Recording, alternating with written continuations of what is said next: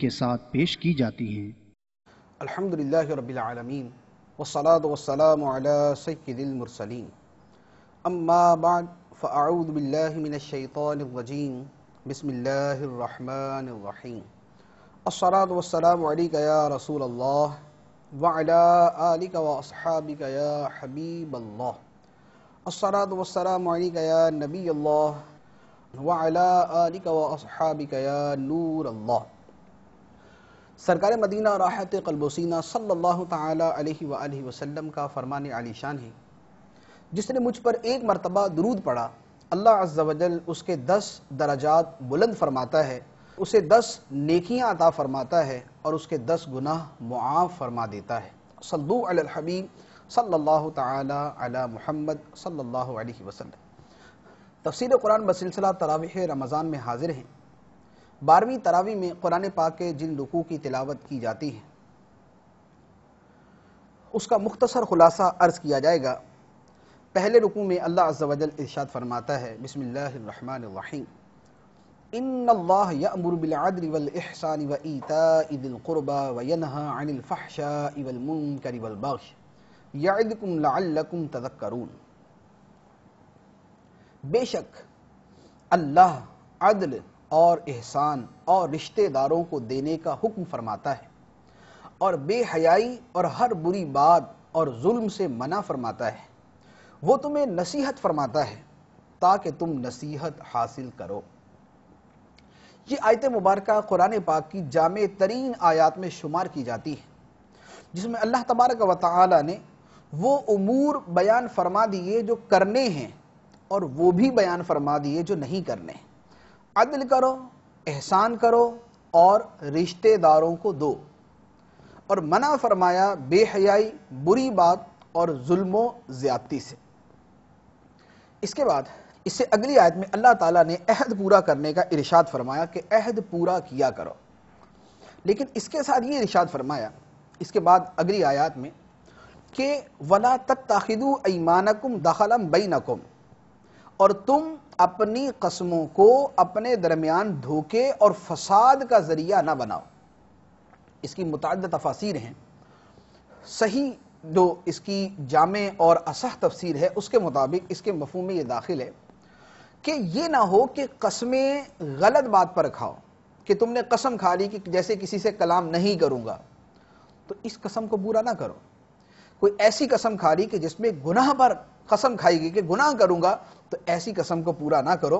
اور اسی طرح معاہدے کر کے ان کو توڑ کر آپس کے اندر فساد پھیلانے کا ذریعہ نہ بنو۔ تو بعض اوقات ایسا ہوتا ہے کہ آدمی قسم کھا لیتا ہے، اب وہ غلط بات پہ قسم کھا لی، اب اس وجہ سے وہ غلط کام کرتا ہے کہ میں نے تو قسم کھائی ہوئی ہے، میں نے تو قسم کھائی تھی فلاں سے بات نہیں کروں گا، حالانکہ شریعت حکم دیتی ہے کہ اس سے بات کرنی چاہیے۔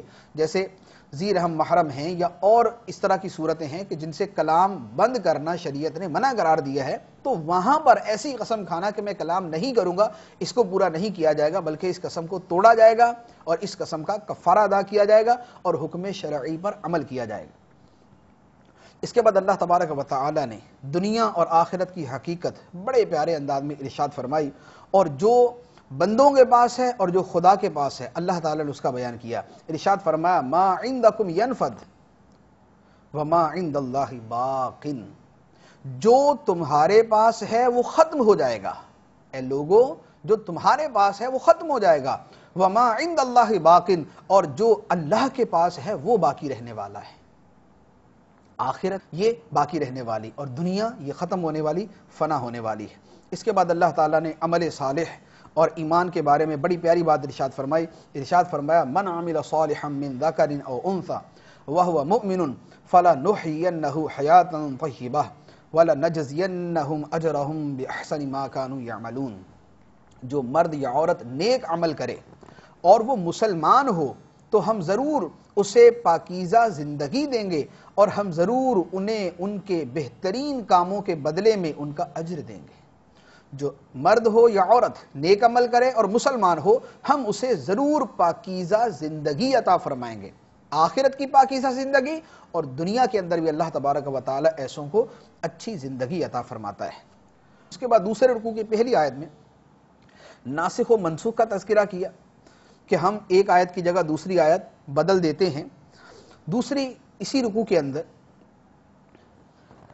کفار نے، مشرکین نے سرکار دو عالم صلی اللہ علیہ وآلہ وسلم پر ایک اعتراض کیا تھا کہ نبی کریم صلی اللہ تعالیٰ علیہ وآلہ وسلم فلاں آدمی کے پاس جاتے ہیں اور اس سے جا کر قرآن سیکھ کر ہمیں آ کے بتا دیتے ہیں۔ اب جس آدمی کے بارے میں یہ کہتے تھے کہ وہ نبی کریم صلی اللہ علیہ وسلم کو قرآن سکھاتا ہے، قرآن آپ کو بتاتا ہے، وہ عجمی آدمی تھا، غیر عربی تھا۔ اللہ تبارک و تعالیٰ نے ارشاد فرمایا وَلَقَدْ نَعْلَمُ أَنَّهُمْ يَقُولُونَ إِنَّمَا يُعَلِّمُهُ بَشَرٌ لِسَانُ الَّذِي يُلْحِدُونَ إِلَيْهِ أَعْجَمِيٌّ وَهَذَا لِسَانٌ عَرَبِيٌّ مُبِينٌ، اور بے شک ہم جانتے ہیں کہ وہ کافر کہتے ہیں اس نبی کو ایک آدمی سکھاتا ہے، جس آدمی کی طرف یہ بات منسوب کرتے ہیں اس کی زبان عجمی ہے اور یہ قرآن روشن عربی زبان میں ہے۔ تو فرمایا کہ ان کی مت ماری گئی کہ جس کی طرف یہ کہتے ہیں کہ وہ قرآن سکھاتا ہے اسے تو عربی بھی بہت اچھے طریقے سے نہیں آتی، وہ تو عجمی آدمی ہے، اور یہ قرآن تو فصیح ترین عربی زبان کے اندر ہے، تو ایک عجمی آدمی یہ قرآن کیسے سکھا سکتا ہے؟ یہ اللہ کا کلام ہے، کسی بشر کا کلام نہیں۔ اس کے بعد اللہ تبارک و تعالیٰ نے حالت اضطرار میں کفر کے بارے میں ارشاد فرمایا، یعنی کسی آدمی کو جیسے مجبور کر دیا، کسی آدمی نے اس کو کہا کہ اگر تم فلاں کفریہ جملہ نہیں بولتے تو میں تمہیں قتل کر دوں گا، یا میں تمہارے ہاتھ پاؤں توڑ دوں گا، یا ضرب شدید قسم کی مار ماروں گا۔ اب ایسی حالت میں جس آدمی کو مجبور کیا جائے، اسے پتا ہے کہ اگر میں کلمہ کفر نہیں بولوں گا یہ مجھے قتل کر دے گا، یا میرے اعضاء توڑ دے گا، یا یہ مجھے بدترین طریقے سے مارے گا، تو ایسی صورت میں اگر وہ مجبور آدمی کلمہ کفر نہ کہے اور قتل کر دیا جائے تو یہ شہید ہے، یہ افضل ہے۔ لیکن اگر کوئی شخص ایسی مجبوری کی حالت میں کلمہ کفر بول دیتا ہے تو اگر تو اس میں توریہ کر سکتا ہے، اس کی پھر آگے تفصیل ہے، تو پھر وہ توریہ کرے، ورنہ اگر وہ کفریہ کلمہ بول دیتا ہے تو اسے کافر نہیں کہا جائے گا۔ اللہ تبارک و تعالیٰ نے اس کے اس فعل کو معاف کیا، اور ایسی حالت مجبوری کے اندر اللہ تبارک و تعالیٰ نے فرمایا کہ اب یہ بندہ کافر نہیں ہوگا۔ چنانچہ ارشاد فرمایا لیکن اس صورت میں کہ جب وہ کلمہ کفر بولے دل ایمان پر ہو، یعنی دل میں ایمان باقی ہے، زبان سے وہ کلمہ کفر بول دیا، تو اس شخص کو معافی دی گئی ہے۔ ارشاد فرمایا من کفر باللہ من بعد ایمانہ الا من اکرہ وقلبہ مطمئن بالایمان، جو ایمان لانے کے بعد اللہ کے ساتھ کفر کرے اس کے لیے شدید وعید، سوائے اس آدمی کے جسے کفر پر مجبور کیا جائے، جسے مجبور کیا جائے اس کو معافی ہے، ورنہ جو اللہ کے ساتھ کفر کرے گا اس کے لیے شدید وعید ہے۔ جو مجبور ہو کے کفر بول دے لیکن اس کا دل ایمان پر مطمئن ہو، اس کی معافی۔ اگلی آیت میں بیان فرمایا وَلَكِن مَنْ شَرَحَ بِالْكُفْرِ صَدْرًا فَعَلَيْهِمْ غَضَبٌ مِّنَ اللَّهِ وَلَهُمْ عَذَابٌ عَظِيمٌ، لیکن وہ جو دل کھول کر کافر ہوں ان پر اللہ کا غضب ہے اور ان کے لیے بڑا عذاب ہے۔ جو دل سے کفر کرے ان کے لیے اللہ تبارک و تعالیٰ نے غضب اور عذاب کی وعید سنائی۔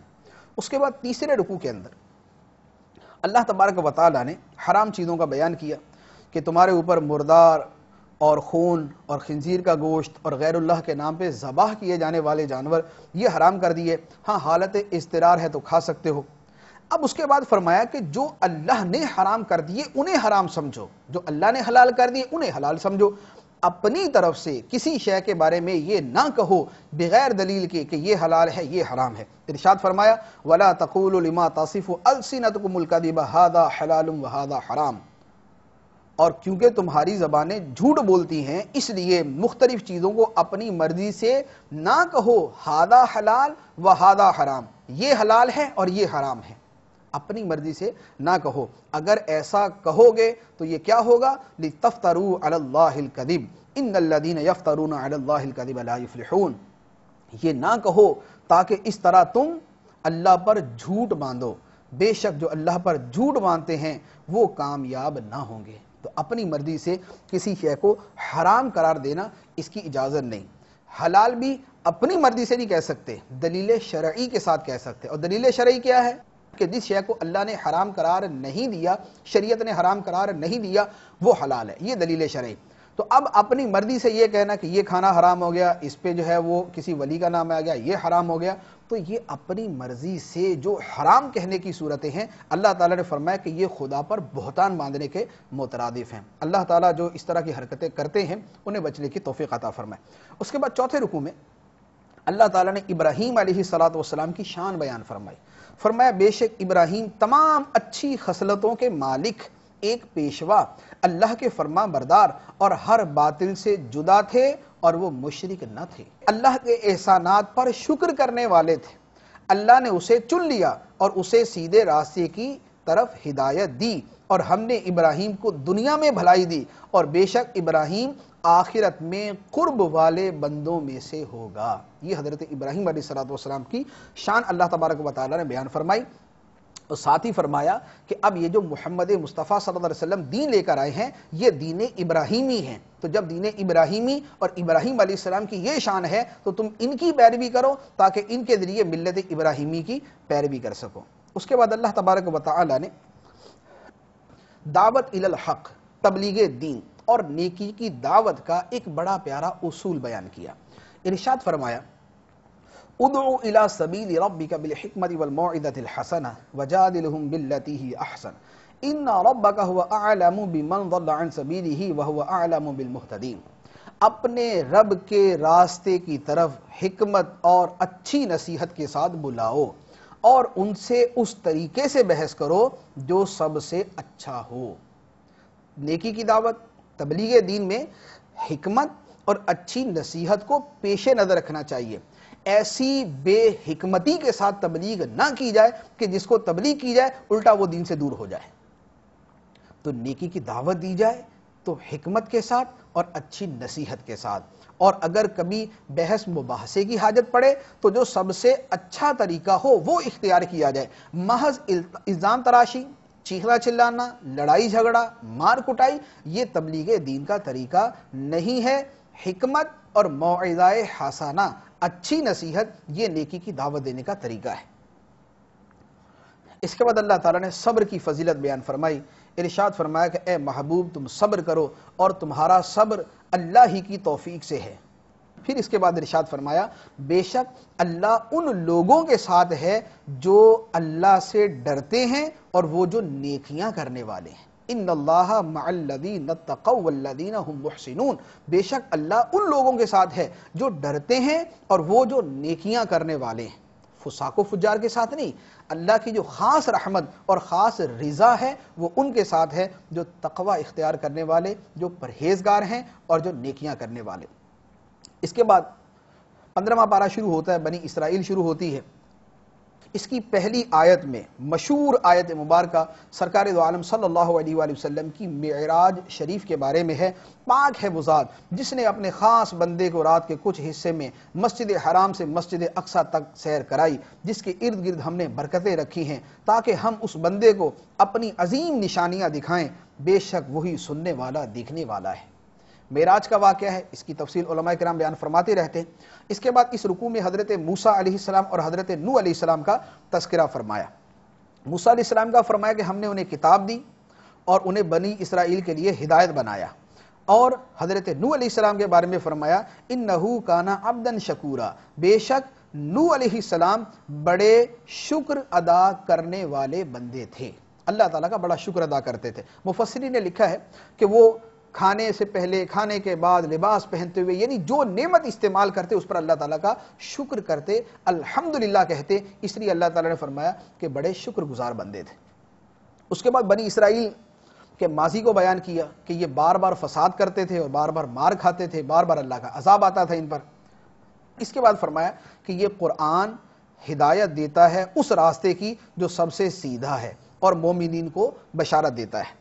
چھٹے رکوع کی پہلی آیت میں اللہ تعالیٰ نے انسانی فطرت کو بیان فرمایا۔ وہ کیا ہے؟ فرمایا کہ انسان بڑا جلد باز ہے، فَكَانَ الْإِنسَانُ عَجُولًا، اور بعض اوقات، یہ خلاصہ عرض کر رہا ہوں آیت کا، فرمایا اور بعض اوقات غصے میں آ کر آدمی اپنے اور اپنے گھر والوں کے لیے برائی کی دعا کر دیتا ہے جیسے وہ بھلائی کی دعا کرتا ہے، اور آدمی بڑا جلد باز ہے۔ آپ نے دیکھا ہوگا کہ کئی مرتبہ کیا ہوتا ہے کہ اولاد کو آدمی بول دیتا کہ تمہارا بیڑا غرق، تم تباہ ہو جاؤ، مر جاؤ تم جا کے، غصے کے اندر مائیں اپنے بچوں کو بولی ہوتی، چھوٹے چھوٹے بچوں کو، یا جو ہے وہ آدمی اپنے خلاف ہی دعا کر دیتا ہے کہ یار میں ہی جو ہے نا تباہ ہو جاؤں، یا یہ کیا مصیبت پڑی ہوئی ہے. تو فرمایا کہ آدمی بڑا جلد باز ہے، وہ اپنا فائدہ اور اپنا بھلا نہیں سوچتا، اپنا انجام نہیں سوچتا. اب جو شخص یہ کہہ رہا ہے، اپنی اولاد کو کہہ رہا ہے کہ مر جاؤ جا کے تم سارے، اگر واقعی مر گئے تو یہ جلد بازی ہے. انجام نہیں سوچتے، الفاظ کا نتیجہ کیا نکل سکتا ہے وہ نہیں سوچتے. اگر اللہ تعالیٰ یہ دعا قبول کر لے اور واقعی اس کی اولاد کو مار دے تو سب سے زیادہ رونے والے بھی یہی ماں باپ ہوں گے. تو فرمایا کہ انسان بڑا جلد باز ہے، اور سمجھانا یہ مقصود ہے کہ ایسی جلد بازی اللہ کو پسند نہیں ہے. تحمل، بردباری، صبر، حلم اور برداشت کرنا یہ اللہ تبارک و تعالیٰ کو پسند ہے. اس کے بعد ارشاد فرمایا کہ قیامت کے دن نامہ اعمال لوگوں کی گردن کے اندر لٹکایا ہوگا، ہاتھ میں دیا جائے گا، پھر کہا جائے گا اقرا کتابک، اپنا نامہ اعمال پڑھ. ہر بندہ خدا کی بارگاہ میں حاضر ہوگا، اللہ تعالیٰ فرمائے گا، اسے فرمایا جائے گا اقرا کتابک، اپنا نامہ اعمال پڑھ. کفا بنفسک الیوم علیک حسیبا، آج اپنے متعلق حساب کرنے کے لیے تو خود ہی کافی ہے. اپنا ایک ایک عمل، ایک ایک دن، ایک ایک صبح، ایک ایک شام، ایک ایک نشست، ایک ایک برخاست، اٹھنا بیٹھنا، چلنا پھرنا، سونا جاگنا، اپنے تمام اعمال قول و فعل یہ بندہ خود پڑھ کر اللہ عز و جل کی بارگاہ میں عرض کرے گا. تو اللہ تعالیٰ فرماتا ہے کہ آج اپنا حساب کرنے کے لیے تو خود ہی کافی ہے. خود اپنا نامہ اعمال پڑھ اور اپنے اعمال کو دیکھ کہ تو دنیا کے اندر کیا کیا کرتا تھا. اللہ کی بارگاہ میں ایک ایک عمل پڑھ کر سنانا پڑے گا. اس لیے دنیا کے اندر ہی اپنا محاسبہ کر لینا اور اپنے اعمال کو سوچ لینا بہتر ہے، تاکہ توبہ کی جا سکے غلطیوں سے، بجائے اس کے کہ اللہ کی بارگاہ میں نیکیوں کے ساتھ اپنے گناہ بھی پڑھ کر سنانے پڑے. اللہ تعالی ہماری اصلاح فرمائے. اس کے بعد اللہ تعالیٰ نے فرمایا کہ جو دنیا چاہتا ہے ہم اس کو دنیا دیتے ہیں، جو دنیا چاہتا ہے ہم اس کو دنیا دیتے ہیں، جو آخرت چاہتا ہے اور آخرت کے لیے کوشش کرتا ہے فرمایا ہم اس کو بھی دیتے ہیں.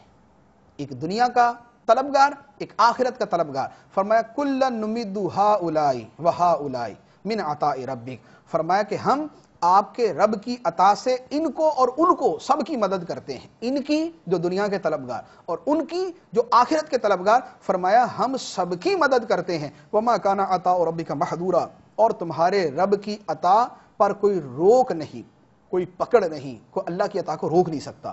تو جو دنیا چاہے اللہ تعالیٰ اسے دنیا دیتا ہے، جو آخرت چاہے اس کے لیے کوشش کرے اللہ تعالیٰ اسے آخرت دیتا ہے. اب یہ کوشش کرنے والے کی مرضی ہے وہ دنیا چاہتا ہے یا آخرت چاہتا ہے.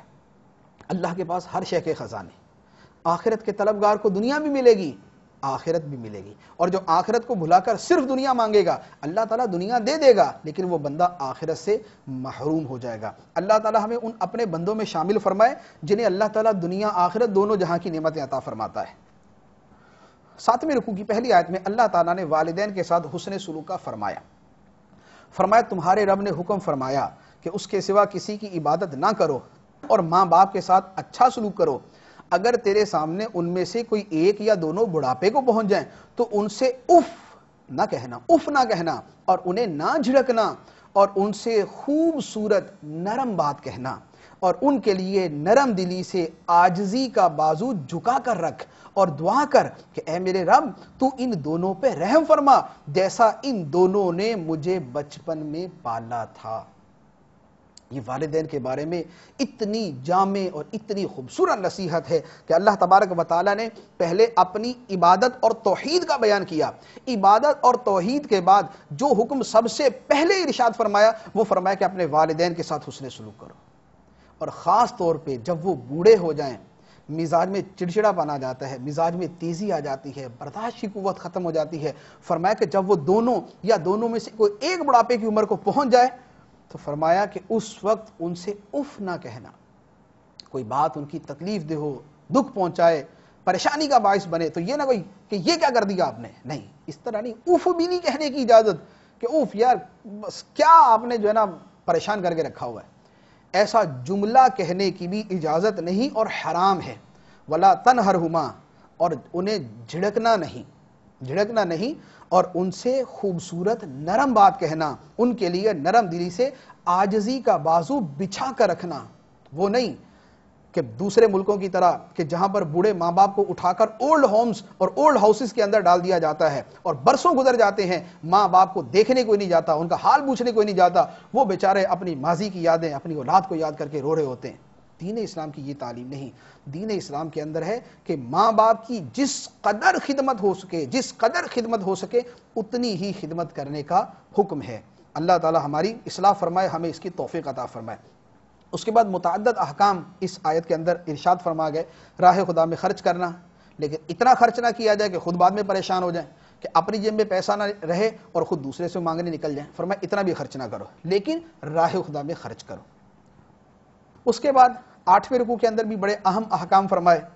اولاد کو غربت کے ڈر سے قتل نہ کرو، بدکاری زنا کے قریب نہ جاؤ، کسی جان کو بلا وجہ قتل نہ کرو، یتیم کا مال نہ کھاؤ، ناپ تول اچھے طریقے سے کرو، اور بات کی ٹو میں نہ پڑو، کسی کے پیچھے نہ پڑو۔ ولا تقف ما لیس لک بھی علم، اس بات کے پیچھے نہ پڑ جس کا تجھے علم نہیں۔ یہ کان، یہ آنکھیں، یہ دل جن کے ذریعے ہم کوئی بھی عمل کریں گے، فرمایا ان السمع والبصر والفؤاد کل اولئک کان عنہ مسئولا، آنکھ، کان اور دل تینوں کے بارے میں قیامت کے دن سوال کیا جائے گا۔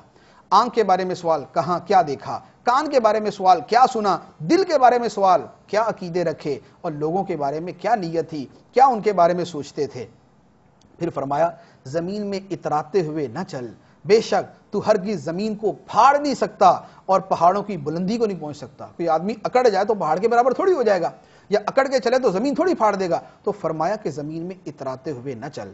یہ سارے کام اللہ کی بارگاہ میں بڑے ناپسندیدہ ہیں، یہ سارے کام اللہ کی بارگاہ میں بڑے ناپسندیدہ ہیں۔ اس کے بعد 9ویں رکوع کے اندر اللہ تبارک و تعالیٰ نے ارشاد فرمایا کہ ساری کائنات خدا کی تسبیح کرتی ہے، ہم ان کی تسبیح سن سکیں یا نہ سن سکیں۔ فرمایا ہر شے اللہ کی تسبیح کرتی ہے۔ تو سبح لہ السماوات السبع والارض ومن فیہن وان من شیء الا یسبح بحمدہ ولکن لا تفقہون تسبیحہم انہ کان حلیما غفورا۔ ساتوں آسمان اور زمین اور جو مخلوق ان کے درمیان ہے سب اسی کی پاکی بیان کرتے ہیں، اور کوئی بھی شے ایسی نہیں جو اس کی حمد بیان کرنے کے ساتھ اس کی تسبیح نہ کرتی ہو۔ کوئی شے ایسی نہیں، وَإِن مِّن شَيْءٍ إِلَّا يُسَبِّحُ بِحَمْدِهِ، کوئی شے ایسی نہیں جو اللہ کی حمد کے ساتھ اللہ کی تسبیح بیان نہ کرتی ہو۔ لیکن فرمایا وَلَٰكِن لَّا تَفْقَهُونَ تَسْبِيحَهُمْ، لیکن تم لوگ ان چیزوں کی تسبیح کو جانتے نہیں، سمجھتے نہیں۔ ہر شے خدا کی تسبیح بیان کرتی ہے، کائنات کا ذرہ ذرہ، قطرہ قطرہ، پتھر، پہاڑ، پتے، درخت، ہر شے خدا کی تسبیح بیان کرتی ہے۔ ہاں ہم نہیں سنتے تو ہمارے فہم اور ہمارے ادراک کا قصور ہے۔ ہر شے خدا کی تسبیح بیان کرتی ہے۔ تو جب ہر شے خدا کی تسبیح بیان کرتی ہے تو بندے کو تو دوسری چیزوں سے بڑھ کر خدا کی تسبیح بیان کرنی چاہیے اور اس کا ذکر کرنا چاہیے۔ اس کے بعد 10ویں رکوع میں اللہ تعالیٰ نے فرمایا کہ نرم بات کیا کرو، کافروں سے بھی کرو تو نرم بات کرو۔ یہ قرآنی حکم ارشاد فرمایا وَقُلْ لِعِبَادِي، اور اے محبوب آپ میرے بندوں سے فرمائیں یقولو، کہ وہ بات کہیں اللتی ہی احسن، وہ بات جو سب سے اچھی ہو، سختی والی بات نہ کرے۔ ان الشیطان ینزغ بینہم ان الشیطان کان للانسان عدوا مبینا، بے شک شیطان سخت باتوں کے ذریعے لوگوں کے درمیان فساد ڈالتا ہے، بے شک شیطان انسان کا کھلا دشمن ہے۔ تو جہاں پر واقعی شرعی حاجت ہے اور شریعت نے حکم دیا وہاں پر تو سخت بات کی جائے گی، لیکن اس سے ہٹ کر عام لوگوں سے جو کلام کیا جائے، جو گفتگو کی جائے، مسلمان ہو یا کافر، وہاں پر اچھے انداز میں بات کی جائے اور نرمی کے ساتھ بات کی جائے۔ اس کے بعد 11ویں رکوع میں اللہ تعالیٰ نے تخلیق آدم کا بیان کیا۔ تخلیق آدم کے بعد پھر اسی رکوع کے آخر میں اللہ تعالیٰ نے فرمایا کہ ہم نے اولاد آدم کو عزت بخشی، وَلَقَدْ كَرَّمْنَا بَنِي آدَمَ وَحَمَلْنَاهُمْ فِي الْبَرِّ وَالْبَحْرِ وَرَزَقْنَاهُمْ مِنَ الطَّيِّبَاتِ وَفَضَّلْنَاهُمْ عَلَىٰ كَثِيرٍ مِّمَّنْ خَلَقْنَا تَفْضِيلًا۔ ہم نے اولاد آدم کو عزت دی، خشکی اور تری میں سوار کیا، ستھری چیزوں سے رزق دیا اور اپنی بہت سی مخلوق پر انہیں برتری عطا فرمائی۔ انسانیت کی تکریم، انسانوں کی عزت جو دین اسلام نے سکھائی اور جو اللہ نے ہمیں بیان فرمائی اور جو قرآن ہمیں تعلیم دیتا ہے، وہ دنیا کی کسی بھی کتاب اور کسی بھی مذہب کے اندر نہیں ملے گی۔ وَلَقَدْ كَرَّمْنَا بَنِي آدم، اور ہم نے اولاد آدم کو عزت دی۔ ہاں جو خود اپنی عزت کو ستیہ ناز کر دے وہ اس کی جدا بات ہے، لیکن بحیثیت مجموعی اللہ تبارک و تعالیٰ نے بنی آدم کو فضیلت عطا فرمائی اور انہیں مکرم بنایا۔ اس کے بعد 12ویں رکوع میں نامہ اعمال کا تذکرہ کہ قیامت کے دن نامہ اعمال بندے پڑھ کے سنائیں گے۔ 13ویں رکوع کے اندر اللہ تعالیٰ نے نماز کا فرمایا، تلاوت قرآن کا فرمایا، تہجد کا بیان کیا کہ تہجد سرکار دو عالم صلی اللہ علیہ وسلم کو بطور خاص ارشاد فرمایا کہ آپ تہجد پڑھیں۔ اس کے بعد سرکار کی عظمت کو بیان فرمایا، عسیٰ ان یبعثک ربک مقاما محمودا، قریب ہے کہ آپ کا رب آپ کو ایسے مقام پر فائز فرمائے گا کہ آپ کی تعریف کی جا رہی ہوگی۔ نبی کریم صلی اللہ علیہ وسلم کو قیامت کے دن وہ مقام ملے گا، وہ مقام محمود عطا کیا جائے گا کہ ساری کائنات نبی کریم صلی اللہ علیہ وسلم کی حمد کر رہی ہوگی، آپ کی تعریف کر رہی ہوگی۔ یہ مقام محمود کائنات میں خاص نبی کریم صلی اللہ علیہ وسلم کو عطا کیا جائے گا۔ اور نبی کریم صلی اللہ علیہ وسلم نے ارشاد فرمایا، شفاعت کی بشارت دی ہے اس شخص کے لیے کہ جو اذان کے بعد درود پڑھے، درود کے بعد نبی کریم علیہ الصلوۃ والسلام کے لیے دعا مانگے جس میں وسیلہ اور مقام محمود کا تذکرہ ہے، تو جو یہ دعا مانگے گا سرکار دو عالم صلی اللہ علیہ وسلم اس کی شفاعت فرمائیں گے۔ اس کے بعد 14ویں رکوع میں فرمایا کہ لوگ آپ سے روح کے بارے میں سوال کرتے ہیں کہ روح کیا ہے، جو ہمارے بدن میں ہے روح وہ کیا ہے؟ تو فرمایا کہ روح میرے رب کے حکم سے ایک چیز ہے، بس روح کے بارے میں اتنا ہے۔ روح کی حقیقت کیا ہے، روح کے پیچھے کیا کیا اسرار و رموز ہیں، اللہ جانے، یا اللہ تبارک و تعالی اپنے خواص میں جس کو اس کا علم عطا فرمائے وہ جانے، عام لوگوں کو روح کے بارے میں معلوم نہیں۔ اسی لیے اتنی ترقی، سائنسی ترقی کے باوجود روح کی پوری حقیقت اور اس کی پوری ماہیت اور اس کے بارے میں سب کچھ سمجھنا جو ہے وہ ابھی تک انسانی بس سے باہر ہے۔ اتنا ہے کہ میرے رب کا امر ہے، امر ربی ہے۔ اس کے بعد قرآن کے بارے میں فرمایا کہ قرآن ایسی بے مثل کتاب ہے، اگر انسان اور جن سب اس بات پر متفق ہو جائیں کہ قرآن جیسی کوئی اور کتاب لے آئیں تو فرمایا کہ نہیں لا سکتے، لا یأتون بمثلہ، وہ اس کی مثل نہ لا سکیں گے، ولو کان بعضهم لبعض ظہیرا، اگرچہ سب ایک دوسرے کے مددگار بن جائیں، ساری دنیا کے انسان جن مل جائیں قرآن جیسی کتاب لانا چاہیں تو نہیں لا سکتے، اس لیے کہ اللہ تبارک و تعالیٰ کا قرآن بے مثل ہے، بے مثال ہے۔ اس جیسی کتاب کوئی نہیں بنا سکتا، یہ خدا کا کلام ہے، یہ اللہ تبارک و تعالیٰ کا فرمان ہے۔ اس کے بعد 15ویں رکوع میں فرمایا کہ مشرک اور کفار ان کا ایک اعتراض تھا کہ یہ اللہ تعالیٰ نے جو رسول بھیجا یہ تو بشر بھیج دیا۔ نبی کریم صلی اللہ علیہ وسلم کو بشر بشر کہنا یہ کفار کا طریقہ تھا، اور بشر کی حیثیت سے آپ کو معاذ اللہ حقیر سمجھنا اور یہ کہنا کہ رسول بشر نہیں ہو سکتا، یہ ان کا عقیدہ تھا۔ تو فرمایا کہ یہ کہتے ہیں کہ الا ان قالوا ابعث اللہ بشر رسولا، کہ کیا اللہ نے ایک آدمی کو رسول بنا کر بھیجا؟ تو اللہ تبارک و تعالیٰ نے اس کا جواب دیا کہ اے محبوب تم فرماؤ کہ اگر زمین میں فرشتے ہوتے جو اطمینان سے چلتے پھرتے تو ہم ان کے اوپر فرشتے کو رسول بنا دیتے۔ اگر زمین میں فرشتے چلتے پھرتے، زمین میں فرشتوں کی رہائش ہوتی تو پھر رسول فرشتہ بنا کے بھیج دیتے، لیکن جب دنیا میں انسان بستے ہیں تو ان کے لیے رسول بھی تو وہی ہوگا کہ جس کو دیکھ کر اس کی پیروی کر سکیں۔ تو یہ کفار کا اعتراض کہ رسول بشر نہیں ہو سکتا یہ سراسر جہالت پر مبنی ہے۔ اس کے بعد اللہ تعالیٰ نے فرمایا جس کا خلاصہ یہ ہے کہ کریم ذات اور جود و بخشش فرمانے والی ذات اللہ کی ہے۔ اللہ تعالیٰ کے پاس اتنے خزانے اللہ تعالیٰ عطا فرماتا ہے، بے انتہا خزانے اللہ تعالیٰ لوگوں کو عطا فرماتا ہے۔ اور فرمایا قل اے محبوب تم فرماؤ لو انتم تملکون خزائن رحمتی ربی، اے لوگو اگر میرے رب کی رحمت کے خزانوں کے تم مالک ہوتے، اذا لامسکتم خشیت الانفاق، تو خرچ ہو جانے کے ڈر سے تم انہیں روک رکھتے۔ خدا کے خزانے اتنے زیادہ فرمایا کہ اگر میرے رب کی رحمت کے خزانے اگر اے لوگوں تمہارے پاس ہوتے تو کنجوسی کے مارے تم اس کو بھی اپنے پاس روک کر رکھتے۔ وَكَانَ الْإِنسَانُ قَتُورًا، اور انسان بڑا کنجوس ہے، لیکن یہ میرے رب کریم کی رحمت ہے، وہ خالق و مالک اپنی مخلوق کو خزانے عطا فرماتا ہے، کب سے کائنات پیدا ہوئی، رزق دے رہا ہے، روزی دے رہا ہے، زمین و آسمان کے خزانے دے رہا ہے، اور اس کے خزانوں میں کوئی کمی نہیں آتی، اس کے خزانوں میں کوئی کمی نہیں آتی، قیامت تک دے گا، قیامت کے بعد جنت کے اندر لوگوں کو ابد الآباد تک رزق دے گا۔ میرے رب کی رحمت کے اتنے وسیع خزانے ہیں، اگر انسان کے پاس کچھ بھی خزانہ ہو تو اسے کنجوسی کے مارے اپنے پاس سنبھال کر رکھ لے کہ کہیں خرچ نہ ہو جائیں۔ 16ویں رکوع کے اندر اللہ تعالیٰ نے موسیٰ علیہ السلام کی نشانیاں بیان کی، قرآن کا بیان فرمایا، ایمان کا بیان فرمایا، آخرت کے اندر اسماء حسنہ کا بیان کیا اور حمد الہی پر اس سورت کا خاتمہ فرمایا۔ اس کے بعد 17واں، 18واں اور 19واں رکوع، ان تینوں رکوع کے اندر اللہ تعالیٰ نے اصحاب کہف کا تذکرہ فرمایا۔ سورہ کہف شروع ہو رہی ہے کہ چند نوجوان تھے جس ملک میں رہتے تھے، وہاں کا بادشاہ مشرک تھا، ان کی طرف سے بادشاہ کی طرف سے ان کو ڈر تھا، تو یہ سارے کے سارے جا کر ایک غار میں چھپ گئے اور ایک کتا بھی ان کے ساتھ ہو گیا۔ اس کتے کا بھی اللہ تبارک و تعالیٰ نے قرآن پاک میں تذکرہ فرمایا۔ یہ وہاں جا کر سو گئے، 309 سال تک یہ وہاں پر سوئے رہے۔ اس کے بعد یہ اٹھے تو یہ سمجھ رہے تھے کہ شاید کل سوئیں اور آج اٹھ گئے، تو یہ کچھ خریداری کرنے کے لیے ایک بندے کو بھیجا، تو وہاں تو 309 سال کا عرصہ گزر گیا تھا، لوگوں نے پکڑ لیا کہ بھئی اس کو تو وہ خزانہ مل گیا پرانا جس کو یہ لے کے آیا، تو وہ بیچارے تو اپنے سکے لے کر آئے تھے۔ پھر اس کے بعد پورا واقعہ ہوا، اس حکومت بدل گئی تھی، کافر بادشاہ کا زمانہ ختم ہو گیا تھا، مسلم بادشاہ کا زمانہ آ چکا تھا۔